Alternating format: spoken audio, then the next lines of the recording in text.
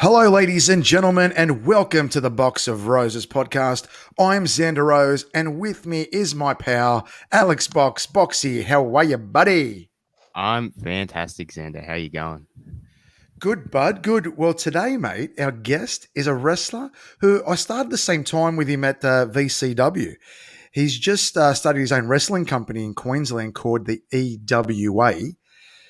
He's one of the most athletic big men I've worked with. Mike Bradley, how are you, pal? Brother Xander, how are you, mate? Boxy, how you going, mate? I'm great. Good, brother. Good. What's going on?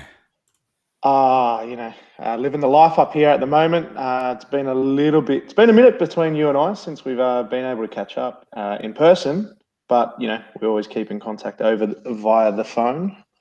Yeah. Well, obviously you lived in New South Wales for a long time. Now you're up in Queensland. What made you do that decision? Man, yeah, it's funny how that happened, because I spent, 23 years in my whole life. So 23 years in Sydney, grew up, born and bred, Bankstown area. Yeah, the boys. That's it, the boys. But then, I hate the Bulldogs. all right, Parramatta, quite up I know. there. Shut your trap over there. Shut your trap, boy. Hey, top 8, yeah? Top 8. Make it. Oh my What's your goodness, this guy wins something in the last 30 years. You know what I'm saying? Anyway, Dude, the last sorry. time you won a comp, my mother's fucking uncle was playing for Parramatta. It was that long ago. Moving How on. are you even talking, Box? Yeah, exactly. Let's move on. Sorry, keep going. No, brother. you're good, bro. So yeah, as you know, there was a couple of really good things I had going in the pipeline with wrestling wise when I was in Sydney. And one of them was obviously that gig I got in at the Torture Chamber in Canada, Quebec. So I got that gig, had my bags packed, I was ready to go. Me and my missus ready to go. Literally, bags are packed, as you would know. And then we got the message saying that, this COVID-19 or coronavirus, at first it was called, and they're like, coronavirus this, coronavirus that. So we go, oh shit, what's this about? And as it got closer to that February 18, I think we were meant to leave to go to Canada, or something like that. We're going, oh shit, places are starting to close down. The world's starting to close down. I think Italy or France or whatever, or Spain or whatever country it was that shut down completely had literally just gone into that shutdown. And it got a bit worrying, and we're like, oh, well, we can't really go over there if we're going to be locked down, and this isn't going to happen. So I had to pull the pin on that, unfortunately. And Drew Onyx, who was the coach and trainer over there, and the bloke that owned the joint, he was really good about it. He's like, yeah, dude, if you ever want to come back, you're more than welcome, this, that. But yeah, our bags were packed, and I said to my missus, I said, hey, I know it's not Canada, but do you want to move to Queensland? It's a bit cheaper for us to live, because obviously Sydney is so friggin' expensive, especially where we lived. And we just bit the bullet and backed ourselves and moved up. And then within 2 weeks of moving up, actually, the day I moved up was the day I found out my nan had cancer, which sucked.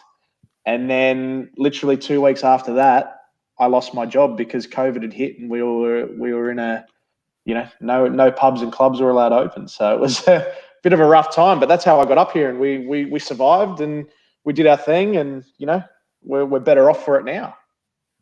Yeah, COVID definitely screwed everyone around, and it changed the world, but everyone's lives were just completely turned upside down that whole time. Yeah, man, it really did. Yeah, basically, it sucked balls. It was something that we weren't used to, and it was like, what's going on? How long is it going to go for?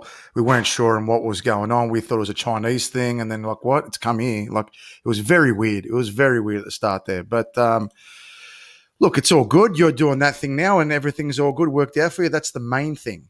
But mate, when did you start watching wrestling? I reckon it was when I was probably maybe 6 or 7, something like that. My uncle used to take me to the movie cinemas to watch the main events. So whenever, because back then you could go to the movie cinema to watch Liverpool Greater Union or whatever it was to watch the main event. So he used to take me and he would bring like an action figure over for me every time. And like he pretty much got me into it. He's still a massive, massive mark to this day about it. And he you know, it's his fault that I'm in this. But yeah, he was the one that got me into it. And he used to tape the pay-per-views. What are you cooking pasta there? No, my missus just got home from work, so she's just Chrissy, take it easy. Tell her she can cook pasta in about half an hour. We got some work to do here. Yes, she can't hear because I got the headphones in, but it's her birthday today, so that's where we're going out for dinner tonight later tonight. Happy birthday to They all said happy you. birthday. It's Chris Xander from home. Oh, thank you. He said thanks. She said thank you. That's okay, darling. I'll take you out tomorrow. Yeah. But yeah, they so he got me involved into wrestling, and he got me to love it. And so yeah, like I said, it's all his fault that I am now in this for good. Who was your favorite wrestler when you were younger? Who did you love watching the most? It's Jeff Hardy. Like he was the first. So I think one of the first main events I ever watched was with him in a TLC match, but it wasn't even like. It wasn't even a match. I think it was, like I said, my uncle used to record videos. He used to record the main event on a video and then show it to me. And the first match I watched was a TLC match where he jumped off everything and Edge speared him hanging from the title belt. And that absolutely blew my mind. WrestleMania 17, I believe. 17, that's it. Yeah, so it absolutely blew my mind. Even to this day, I actually still watch that main event. That's such a good match. I think I watched it a couple of weeks ago, and it's just like it really revolutionized like wrestling, and like it definitely changed the business. Like you look at like there's a pay-per-view named after that match now, and it's all because of those 6 guys. Like it's so cool to think about. But not even that. Like obviously the match was a banger, right? But not only that, you look at every single person that is in the business today, right? So all the young guys and all the guys that are doing these Money in the Bank matches, that are doing all these other matches, there is always a glimpse of that match in these new modern day matches. It's actually funny. Like you sit there and you watch and you're like, that was WrestleMania 17 or that was WrestleMania 18 or that was Edge and Hardy's for when they did their first ladder match, which was for Terry's contract to be their manager. Wow. You know, I don't know what pay-per-view that was at. It could have even been at a Monday Night Raw. But that was like their first time in a ladders match together, and then they added the Dudleys, obviously, which is money. If there was one wrestler past or present you could wrestle, who would it be and why? I assume it's Jeff Hardy again? Yeah, I think it would be. Just because like it'd either be him, Edge, or Christian. Only like don't get me wrong, there's so many wrestlers I like The Undertaker, Kane, Triple H, Cena, Orton, Michaels. List them all. I love them all, but those three. You said Michael. Oh yeah, Bret Hart. Yeah, but like Eddie even Guerrero. then, Steve Austin, Eddie Guerrero, all these sorts of guys. But just those three in particular, for my style of how I fight in the ring, they would make me look a million times better because they're bumping. The way that they bump is unbelievable. And, I actually based my style.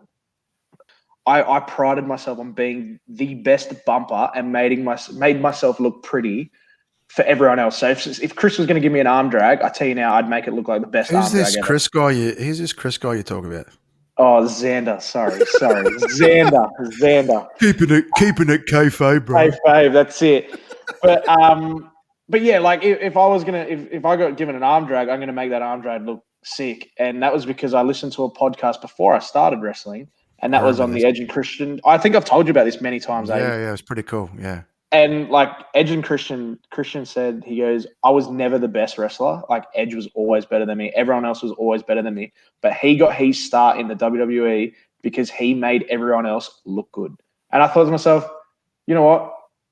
I can do that. I can make everyone else look good. And then by making everyone else look good, I picked up things, and then I started to get real good. And I was like, oh, that's handy. Or maybe I'm going to do what he did. And then I started taking bits and pieces from everyone else. And all of a sudden, like, it helped obviously because Villa put in some big hours with me, which I would always be thankful about. Darius Vega. Yeah, the Vega boy. Australia's first young lion. That's it.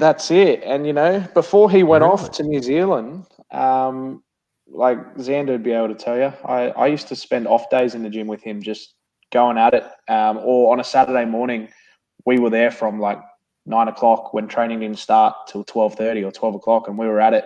By the time everyone else got in, the mat was sweaty. Did you do any wrestling or?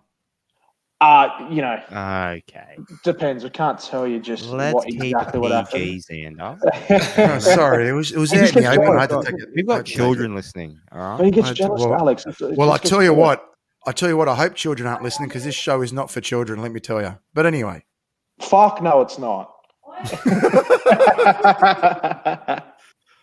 Do you know what? Can I say something? So, like, I have to give you some credit here. Doesn't do that often. You know, no, I do. I do give credit where credit is due. But Bradley, I've got to say, you know, we started at the same time. Sort of. Yeah, well, basically we did, right? And he's so much better. But what's what funny I how did that like, happened? Because remember, I had a broken hand. So you had about 2-3 months worth of training before me. Because I had a broken hand, remember? And V wouldn't let me in the ring.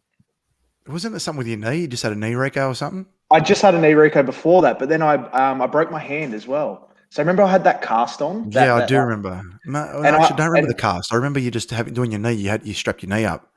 Oh yeah, I strapped my knee up. But yeah, I broke my hand. I was in that like half cast thing, that plastic molded half cast.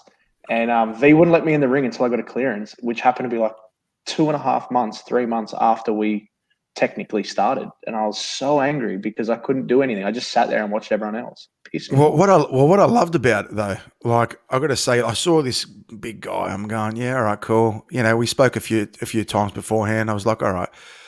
And then you'd said you did some what was it, gymnastics? You're a gymnastics teacher or something along those lines. Yeah, anyway, coach. you were helping out, whatever, coaching and stuff.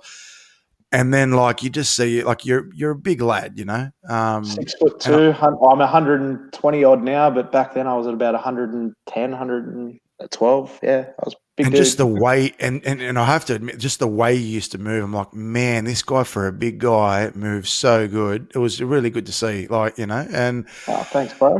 no, it was good, and even like taking you know, arm drags and stuff like that. I remember the way you used to just get over like that. It was just looked so good. Throw my body around like an idiot. Yeah, I loved it. I was like, you know what? It looks sick, man. Like a big guy taking arm drags. It looked so good. Like all my snap and my bump. Yeah. Yeah, it looked really good. And I just thought for a big guy, man, this guy's really athletic, man. And, you know, doing backflips and stuff. How good. Yeah, like the rig a little bit sloppy, but that's what I liked about it because it was like you didn't have pretty. like No. But I'm saying that's what I liked about it, though. It was just like, you know, that's real. why you never judge a book by its cover because it was like, this guy can't move. No way. If you didn't know, you know, how you used to move in that, I'd say no way. This guy can move. But mate, I tell you, you're really good in that sense. But thanks, man. yeah, we had a lot of fun too. You know, training together and stuff like that. I really enjoyed it. It was a fantastic time. We used to talk about all the time at V's, like how good's this, You know, we used to, even at shows and that, we used to come around my joint and we used to do a lot of stuff. But do you want to let Boxy in on what we used to do at your house before show day? Oh, hey guys! I said keep it PG. Yeah.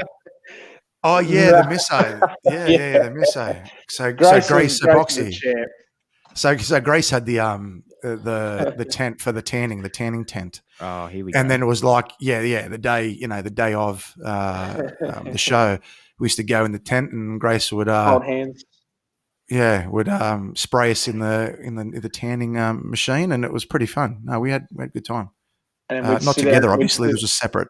Okay. And then we'd sit out the back with a Asahi smoothie while trying not to touch anything because we didn't want to get tan everywhere. Wow. Yeah, no, She was good. No, she was pretty good. I enjoyed those days. They were good fun. Good fun. Oh, Yeah. I do miss him. So, Mr. Bradley, do you still watch the current product? And if so, do you watch it just, for pure entertainment, or do you try and take stuff away from it and sort of apply it to what you do in the ring? So basically, like, do you watch AEW? Sorry, did I say that loud? Did I? Sorry. Yeah, you did. You absolute mark. He loves it. He absolutely loves it. It started back with you're $5 one of those like AEW. deaf to WWE guys. Like that's you. You're like deaf He to is. all Vince McMahon and like, dude, we get it. Like AEW. Yeah, is deaf good, to Ming. but I get it. yeah. But no, we're back. It all started back with his AEW, like his $5 hot print AEW T-shirt that he come in. Yeah, it's and, like probably got it off Wish, eh? Yeah, after 2 washes, it didn't. It just said W on it because the AE had faded away, and we all just thought it was for wanker. But it is what it is. I can vouch for that. No, but the current product, I dabble in it. AEW stuff's harder to watch because I don't have Fight TV, and I'm not paying to get it. Not even for CM Punk. He's good and all, but I wouldn't say he's the greatest of all time. Like everyone, he's great. Like don't get me wrong, he's great. Like he's fantastic. Yeah. No, I wouldn't put him. I wouldn't even put him in my top 10 yet. You know who else is in my top 10? He probably makes the top 10. Bret Hart. He probably makes the top 10, but no, I dabble in the I do dabble in the AEW stuff. I do a lot of Facebooking when shows are on for AEW, like the Dynamite and TNT shows, and then their main event. I jump on Facebook and I see what they're doing. But I've had this chat with Xander, before. I don't like that they don't sell things. So, like, some bloke just gets his head kicked off his shoulders, and all of a sudden he's back up and he's like pole driving another bloke. And I'm like, what the fuck just happened? Like, your head is literally in row 3. Do you want to go get it before you can stand up? I don't like that. That's the only thing I don't like about AEW. But I like the fact that they're taking some risks. They're taking some pretty cool bumps. WWE, again, because I'm off work at the moment, I watched it today, NXT, just because I watched Danny Vito. Like I played a game of footy against Danny Vito when I was playing footy. So I watched him. He's honestly doing really well at the moment. He's killing it.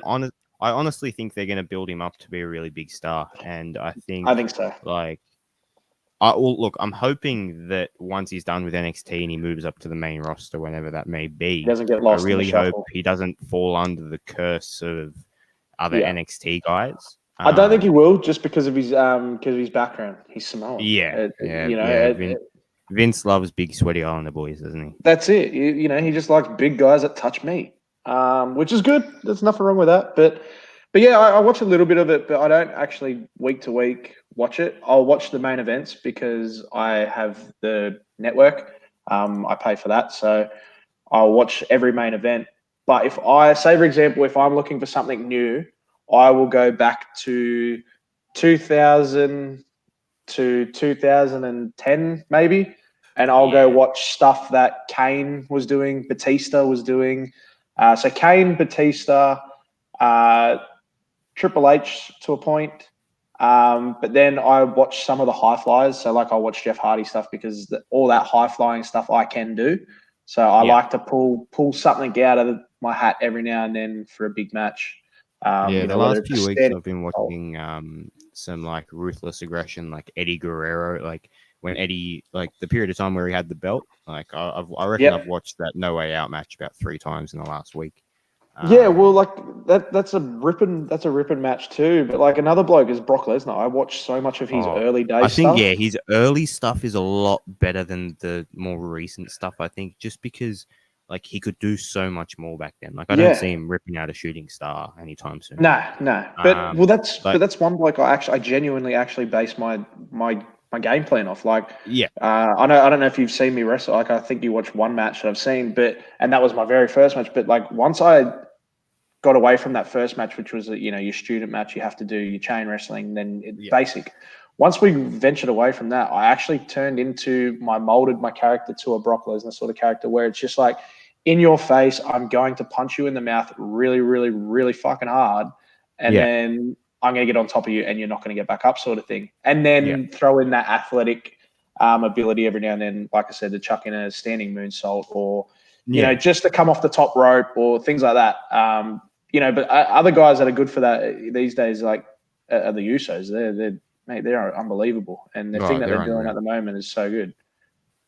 I'm getting a little bit tired of the whole head of the table gimmick. I feel like it's slowly running its course.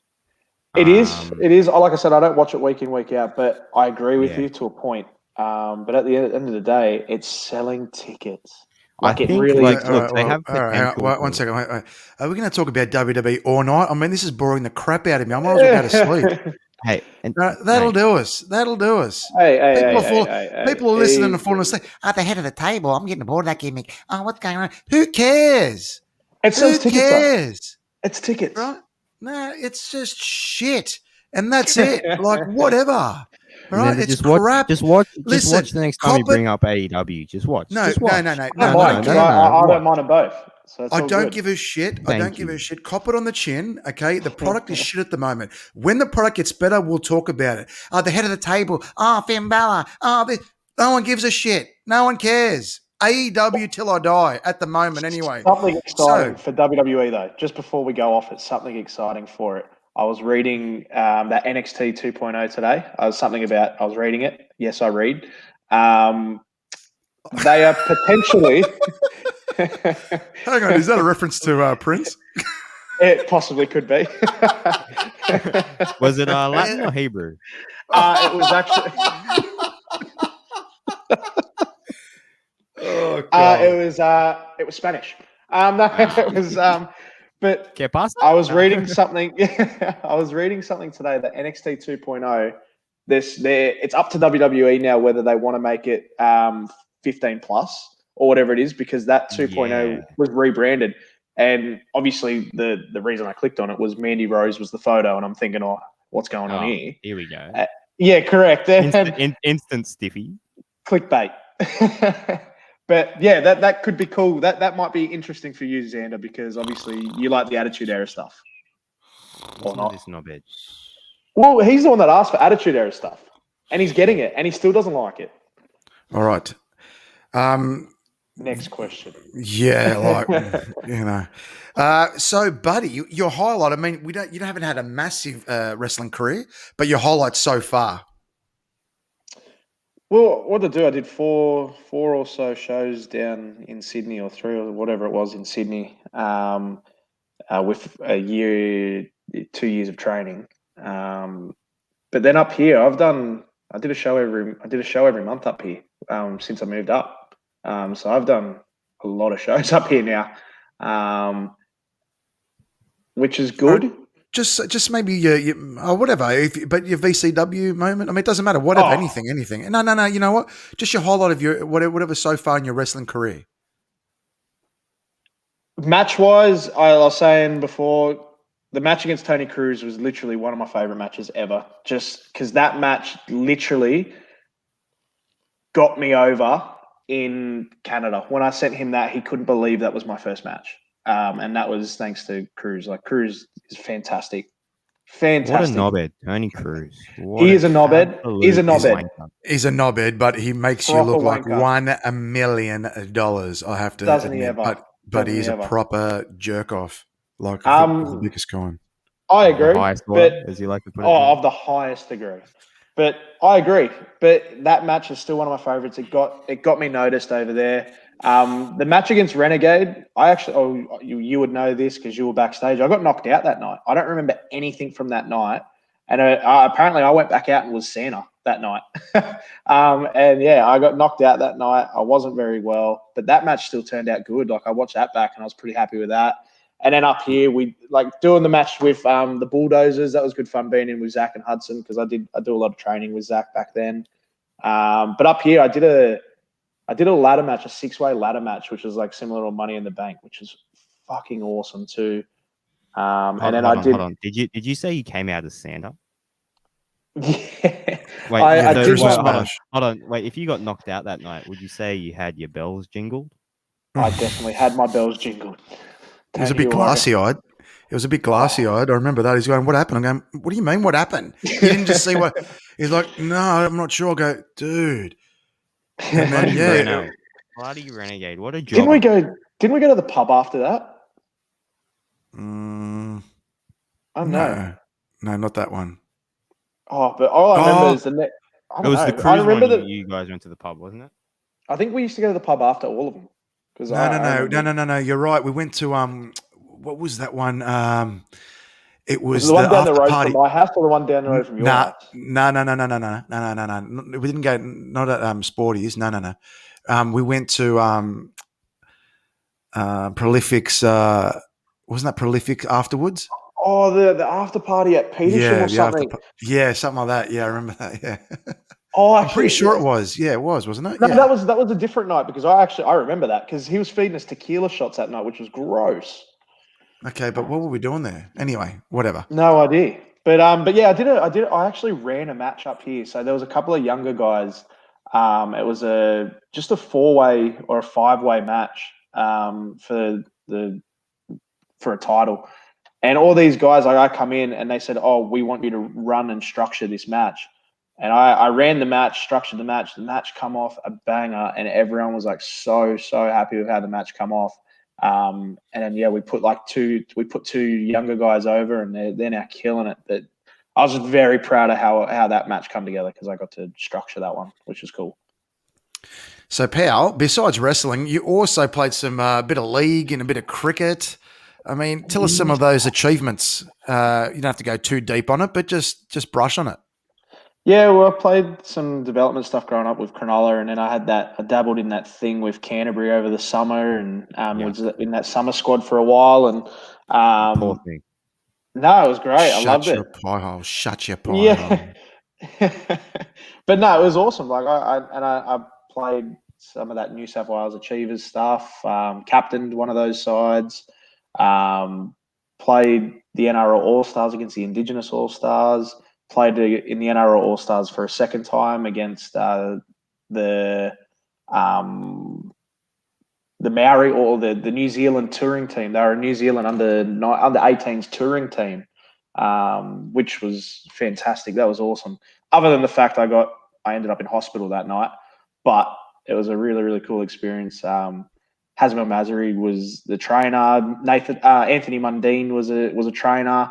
Trent Barrett was a coach. That was really cool. It was really, really cool. He's doing wonders as a coach, isn't he? Well, mate, he's a great coach. Just because, Parramatta consistently go with Brad Arthur, who can't actually win him a comp. Okay, that'd be mocking us. No, that I'll agree with. Brad, we could do better. But look, he's gotten us to where we are now. He picked up the pieces after Sticky Ricky left us. That was 10 years ago. What's he? Yeah, hey, it takes a while to rebuild a club. All right, it takes a while to rebuild a club. They're dreamers. Like, at least we admit we're shit. Like, you know what I mean? These guys are just every year, mate, it's our year this year. We're going to win it for sure. They make the top 8, and then they get knocked out the second, third week. Whatever. Get out of here. I agree. I agree. But then, with cricket-wise... Pretenders. Sorry. Yeah, 100%. No, I agree. They are pretenders. They are the proper pretenders. Bulldogs. Bulldogs. Listen to you two. Jesus. Whatever. All right. You bloody WWE mark over there. Settle down. Hey, I'm not a mark for WWE. I'm a pro wrestling mark. Okay? Seth Rollins, man. Hey, Seth. Hey, Seth, you don't like Britt Baker. Shut up. What about Bobby Lashley? Oh my God, man, Bobby Lashley. I didn't say I love Bobby Lashley. Is this before his head looked like a Cocoa Puff, or was this like after? Hey, no, look, I'll give it to you. Like 06, 07, Lashley was like a different breed. He didn't look like a Cocoa Puff. I don't like him at the moment. But hey, I'm not a WWE mark. I'm not an AEW mark. I love all of pro wrestling, and I try to enjoy it all. Unlike Xander. I Exactly. do like all wrestling, but the difference is if I don't like the product, no. That's false. Listen. You're just nitpicky. You don't even like Britt Baker because she tilts her head when she cuts a promo. Okay, let me just quickly talk about. Yeah, hang on a second. Adam Cole's a lucky guy. Man. If you're not going to let me, finish, I'll just end this broadcast right now. Now, this is the thing. All right, this is the thing. I never said she's very talented in the ring. Okay, we're talking about Britt Baker here. She's very talented in the ring. Yep. Probably had the women's division at AEW on her back for a long time, 100%. right? Yep. She is the champion at the moment. She's 100%. fantastic. What I don't like about her is when she does her promo, she does this sort of head tilt every single time, to the left, to the right, to the left. I'm going, it's a little bit annoying watching her when she's doing a promo. That's all I said. And he's like, how can you say that? That might be part of the gimmick, though, brother. Yeah, but exactly. brother, I don't like it. I just find it nitpicky. No, Bret Hart used to whinge and complain in his promos, and Okay, listen, let's not talk about Bret Hart here, just for 1 minute. All right, but say for example, another thing. Doesn't want to talk about Bret Hart. Wow. Just 1 second. I hope you've got that recorded, Alex. Okay. It's all here. So when we talk about Seth Rollins, for example, Seth Rollins is an absolute machine in the ring. The guy can go. He's a freak. 10 out of 10 matches and all the rest of it. But you put that guy, give the guy a microphone. Well, but his voice in the microphone is like he's got a peg on his nose, and that's what I said to him. And then and then Alex is crying. He's going, "Oh, but it's Seth. You can't say that about. I can say whatever I bloody want, and that's what we do." No, hang on a second. We know. Hang on. And we said that all these wrestlers, they're like absolute supreme athletes that I'm not even 1/100th of an athlete of what they are. Not me. Yes. And I said this exactly. So anyway, we're going off a tangent here. Look, let's bring it back. Let's bring it back because we've gone really, really deep and far. Let's just bring it back. Rope it in. Yeah. So, Pal, your favorite memory at your time at VCW? Being mates with me or? Mate, honestly, no, that is definitely one of the top memories. Some of the mates that I got out of that, I still speak to Villa every now and then when I can, but he's busy being a young lion, so, he does his thing. Australia's first, I heard. But, I obviously being mates with Xander was gold. I remember really? So on a Wednesday night, he would have to bring the kids in, right? Every now and then he'd bring the kids in, and I'd stitch him up every Wednesday night. They would be, because they get hungry, and the kids want to eat, and he goes, "Oh yeah, Mum's cooking dinner. We're going home to have pasta or something." I said, "Hey Xander, hey Isla, go tell Dad you want Macca's. Go tell him. And then all night I'd tell him, and they'd be pestering him all night. Hey Dad, Jake said we can have Macca's. Are we getting Macca's for dinner? And then all of a sudden, Chris come up and goes, "Fuck you. Uncle Jake's going to buy Macca's for you because I'm not." I'd stitch him up every Wednesday night. But I used to have a lot of fun with Chris. And obviously, it went further than wrestling, with obviously me and Xander, because we would, we'd go out, have a beer, because we lived down the road from each other at one point. And I become good friends with with Grace, and his kids were awesome, and I used to get along really, really well. That was one of the best things that come out of VCW, other than obviously learning my craft. Look, all jokes aside, Xander is a fantastic person, and he's very genuine and lovely and humble, and he's just a fantastic man. I agree. Can you both for 2 minutes stop sucking me nuts? Just for 2 minutes. Thank you very much. You know what? You can go fuck yourself then. I agree. No, back to the man we're supposed to be interviewing and talking about, because this is an interview. It's the Mike Bradley show. Correct. Fuck off, Xander. Stop making it about you. Yeah, it's all about you. All right. New gimmick? Nah. So you've got your own promotion, the EWA, Eastern Wrestling Alliance, and your first show is going to be a charity event. Tell us more. Yeah, so EWA is the company that myself and my business partner Sebi have taken over, which is really, really cool. We've been given an opportunity to take this one over, and then we'll rebrand it in about 12 months' time to NEW, which will be New Era Wrestling, which is, I think, a pretty fitting name for what's going on in the wrestling biz at the moment anyway. But yeah, our first show is a charity event. We're lucky enough to have it at Helensvale Cricket Club, which is the club that I'm currently one of the head coaches at. There's a young fella there. He's only 6 years old. His name's Xavier. He's got leukemia. So instead of, we were trying to do some fundraising and not too many people were donating their money or whatnot.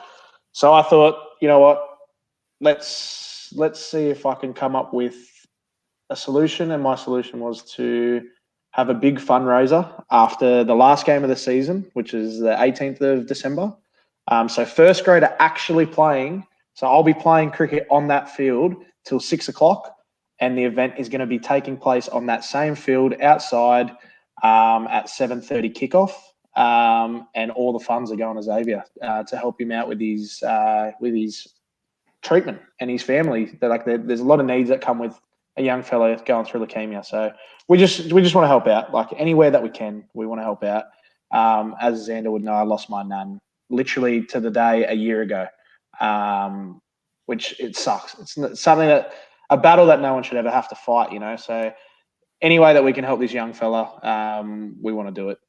And that's a really awesome thing you're doing, man. Like that's beautiful, brother. Very good. Yeah. Nah, thanks, guys. But yeah, I got lucky. I've got about 50 talent already that have put their hand up to do the show for free, which is amazing. You know, to give their time for a really, really good cause. We've got a couple of great sponsors, like the club, the Helensville Cricket Club, massive. They're huge for us at the moment. Express Tees, they've given us a couple of shirts for the night. You know, and we've just signed on with the Gold Coast Bulletin, which is similar to the Sydney Morning Herald. So they're going to run a story on it as well. So they're going to come down and take some photos and run a bit of a story, which will be awesome. You know, so we'll be in the Bulletin. It'll be a really good way to get the business going, to get this, because this is new. It's a new product, EWA, and there's not much going on in the Gold Coast at the moment. So we're doing a good thing, but we're killing two birds with one stone. We're exposing ourselves to new fans, which will be really, really cool. But that night, man, we've got 5 cancer survivors who are wrestling in my opener, which is, how good's that? 5 blokes who have fought and beat cancer are going to be my opening act, which is amazing. Yeah, it's really good, man. That's fantastic work you're doing there, brother. And I hope there's going to be a massive turnout there for that young little boy. And our prayers and our thoughts, are going to be with him. Hopefully, he can absolutely smash this disgusting disease that a lot of people suffer with. It's just no one should go through it, let alone a young boy. You know, he's got his whole life ahead of him. So hopefully he absolutely smashes that. But I mean, as a part of the EWA and your goals in the future, what are you looking at there? Oh man, like I said, this will be our first show. It's really cool. It's going to be a charity show, obviously. So we get nothing out of this. We're actually losing money because we've got to pay for a ring. But our second show we're going to do in either January or February. We're going to go run a show every 2 months from there, so get 6 in the year. And then with the potential of having 2 18+ shows throughout the year as well. So giving us, 8, maybe 10 if we're lucky, shows during the year. We just want to make sure that we're giving good, we're providing good wrestling. Back in VCW, how good was the product? When everyone was there and everyone was having a good time, the product was fantastic at VCW, and that's what I want to bring up here, because sometimes the product's not great up here, but I want to make sure that we're providing the goods. I want everyone to have a really good time. Hence why I try and I want to get the VCW boys up here. I've been in talks with Hudson. Hudson might turn up to that charity event if he's still up here in Queensland, which would be awesome. But yeah, I just want to everyone play the game with each other. I'm not here to take anyone's business. I'm not here to make more money than anyone. I just want to be friends with everyone and just have a good time. We do it for fun. But isn't that why you and I started this? We started doing this because we enjoyed it. Oh mate, it was just to get through those ropes. That was the main thing. Taking a bump and that was it. I was ready. Yeah. Oh mate, the feeling and you were saying about maybe the best, the highlight of your career so far. Definitely, you have to agree that one of it's your first time coming out to your theme song. You know what I mean? That was ridiculous. That feeling, Oh, I don't know. Dude. I don't know if you remember that night, but I still get goosebumps about that night. Because remember, so I think I was the second match, and I actually felt bad for you coming out after, because the first match was Reno and Sam, who the crowd was very flat, very, very, very flat, and Reno. Well, no, I love Reno. Reno, if you're listening, I love you. But Xander, you could agree to this. Like, how flat was it? Everyone was just talking between themselves. You could hear a pin drop almost. And then like Cruz come out, and Cruz did Cruz, and like just pissed the crowd off so much when he come out. So when my music hit, like it was just a big roar. Like it was so fucking loud. I still remember how loud it was, and I was like, this is unbelievable. Like my heart went to my ass, and I was like, oh my God, what's going on here? And then I remember I got up on the first turnbuckle to show the crowd a bit of love, and I actually slipped off it and almost like died, and then I was like, which was good fun, but yeah, it was a good recovery. It was a good recovery. Yeah, correct, good recovery, but that roar was just like that was magic, and I don't remember there being another sound like that in a VCW ring. Like it was just so loud. Like about 20 minutes after when it was my match. I remember that night pretty well too. Vulcan was on commentary, and I remember the crowd was a little bit flat, and all of a sudden you hear Vulcan going, Bradley, Bradley, Brad, and then got the whole crowd chanting Bradley. Yeah, and like did the same with Xander. It was funny, like it's how it was. And then I remember as I was walking off, there was people at the back that had Mike Bradley signs and banners. I was like, what the fuck? How did they get in here? Yeah. It was really cool. But it was really funny. But that feeling, you can't get it anywhere else. It's something different because you know that you're about to go in there, and you know that you're about to get kicked in the mouth. I know. I've said this before, but it's just like, after the first match and then the second match that we had, I was waiting for that same like sort of response, and I was like, man, that's nowhere near the first response. It was just weird. Like just that first time it was just so epic, and it just didn't get replicated. You know what I mean? It was like, wow, like just, I don't know. I think it's the initial feeling, and I think the crowd was right that night too. You know what I mean? Yeah. It was minging, man. Like, I don't know. There was something in the air that night, and it was. Oh, mate, night. I thought I was pissing electric that night. Honestly, I genuinely thought I was pissing fire. It was awesome. That night was outstanding. I can agree with you. The second night, like I reckon we still got a pretty good reception the second night. From obviously I got knocked out the second night, but from the videos I watched, like the crowd still seemed like they were still going hard that night, which was good. But yeah, like it's something different, and like I can't compete with that what happened down there to up here, because I don't get that reaction up here because obviously I don't have many people up here. So what I've done, I've changed my entrance around up here. I come in from the back door. So my very first night, I come in as a surprise entrant, and there was 4 blokes in the ring, and this was the match that I ended up running. There was 4 blokes in the ring, and the lights went off. There was like when you watch a scary movie and you hear like that little girl or the person whisper, "He's right behind you," sort of thing, like in a really scary tone. Yeah. Like, so I got that to play, and then I got like a static to go off as it. So a static went, and then an alarm started going off, and everyone's like, "What the fuck's going on?" And then all of a sudden, I start banging on this door, and everyone shit themselves. Like everyone's like, "Oh!" Like everyone was like, there was kids crying, and there was kids screaming, and people screaming. And then "Officer Down," which is my theme music, hit, and I come through the back door, come through the crowd, work my way through the crowd to the ring, and everyone's like, "Holy shit, who is this dude?" Like, and that was the reaction I was getting. And I cut a little 30-second promo. I took a bloke out, and then I got a 1, 2, 3 really quickly because it was a 5-man elimination match, and everyone was just like, "Oh my God, who is this guy?"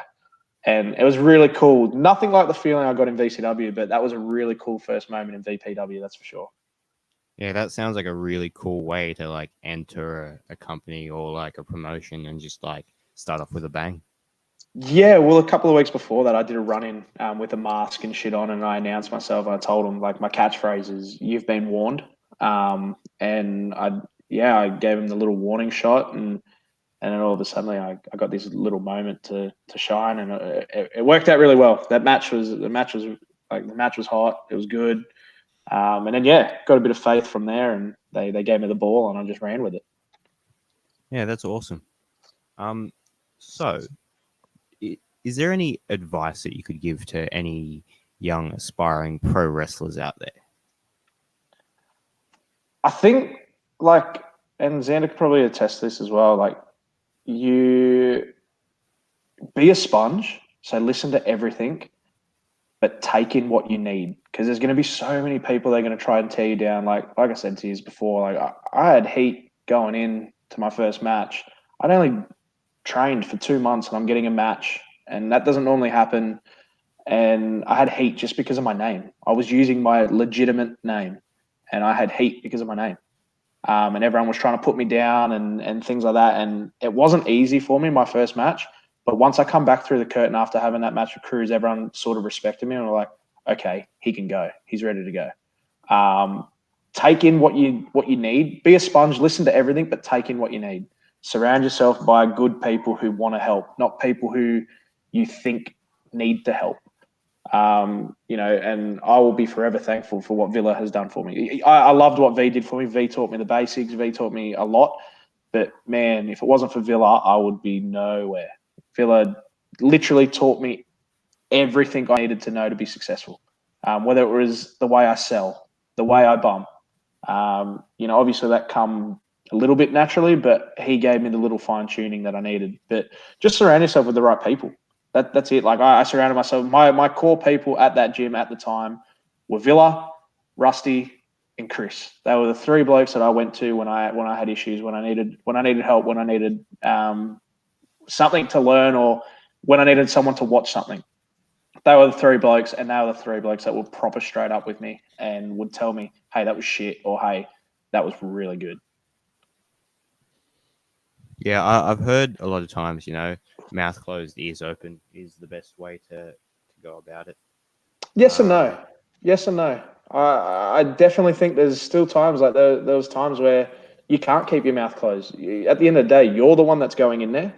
So if you don't feel comfortable doing something, or if you don't feel comfortable working someone, definitely open your mouth. You have to tell someone, "Hey, I am not comfortable being in the ring with this person."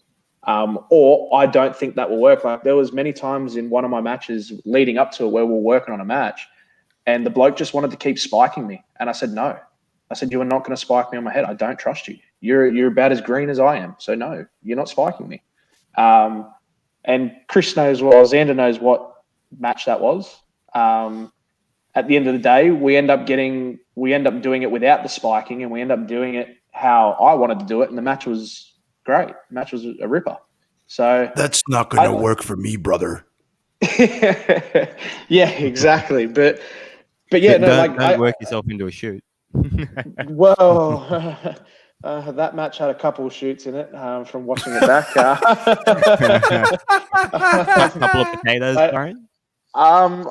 There was a video that my dad videoed from the front row where I think I may have thrown a couple of really good punches, a couple of UFC style ground and pound punches. I think Xander's seen that video too. I think they I were have a they were well feeling deserved. I know what match this is. They were well deserved, to be fair. Were they not deserved, Xander? Look, you know me, I like to flap my gums a lot, but in this situation, I'm going to stay very tight-lipped. But I think yeah, we know what that means. Definitely open. I think it's, especially in wrestling. Xander, you've been in the ring. There is a point where you need to speak up for yourself. I 100% agree with that. But in other cases, I'm not saying go be a fuckwit and run your mouth and this and that and say you can do this, do that, do this, do this. Right place, right time. Correct, but know when you don't feel right, and definitely open up. Alrighty, I think that does us for today, guys. Mr. Mike Bradley, thank you for joining us. Xander Before we go, yes, Xander Rose. yes, mate. I have a GM spot. I think we've spoken about this. I need Xander Rose as a GM because EWA are looking for the best. I think we need to make this happen. I can write up a contract. I can make it happen.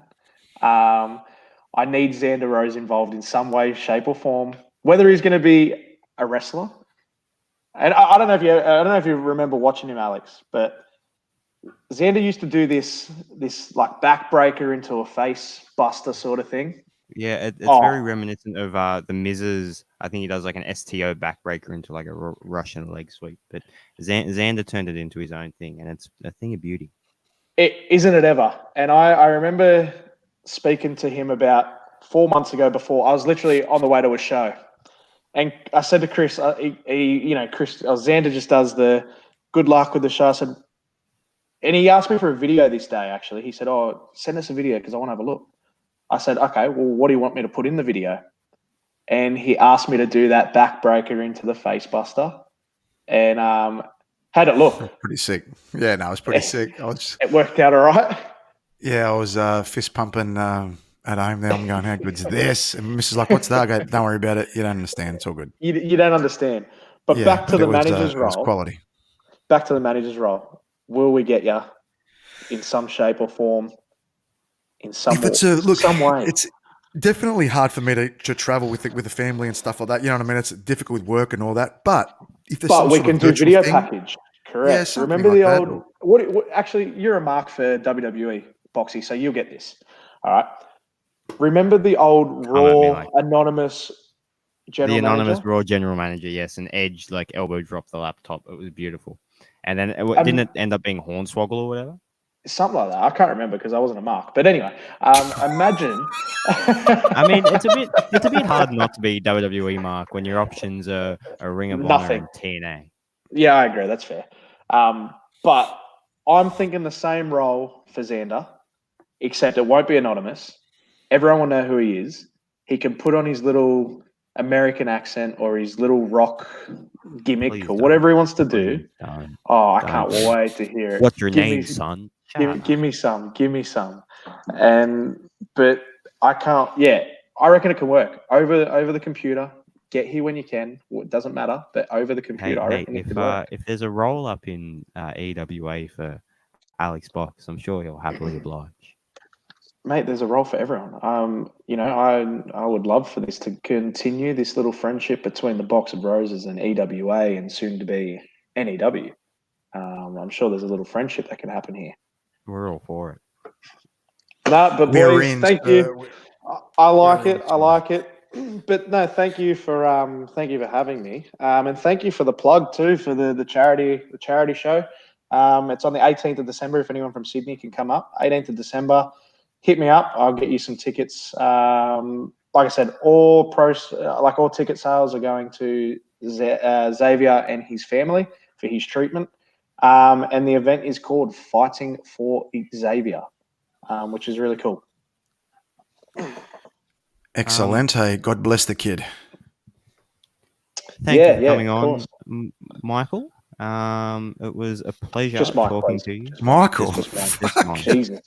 Jesus. Wow. Thank you for coming on, Michael. Michael Bolton. How are you? Michael Bradley. When was the last time you played the piano, Michael? I just dabbled in it this morning. Oh, my God. Thanks for coming on, Mike. It was a pleasure talking to you. Everyone listening, thank you for watching. Make sure you subscribe on YouTube, like us on Facebook. We're now on Spotify, Apple Podcasts, and Google Podcasts. So check us out, and we'll see you next week. Thanks, see boys. you guys. No worries. Thanks, boys. Can't wait to be back. See you, brother.